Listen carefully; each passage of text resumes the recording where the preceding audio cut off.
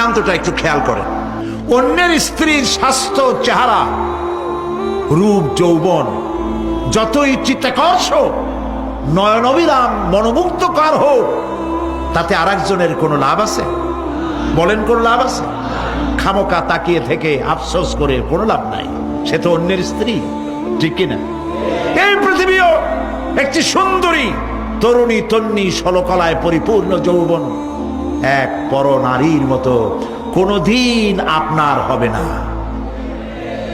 এটার জন্য আপনি চেষ্টা করছেন, আরো চাই, আরো চাই, বাড়ি চাই, গাড়ি চাই, হাফ মন্ত্রী হইছি, ফুল মন্ত্রী হইতে চাই, 2টা বাড়ি আছে, 10টা বাড়ি চাই, 6টা গাড়ি আছে, 15টা গাড়ি চাই।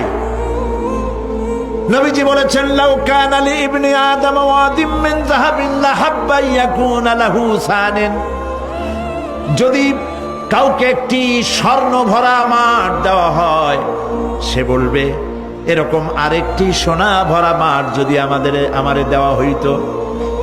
নবীজি বলেছেন, ওয়ালা ইয়ামলাউ জাওফু ইবনু আদামা ইল্লা তুরাব, আদম সন্তানের পেট কবরের মাটি ছাড়া আর কিছুতে ভরবে না।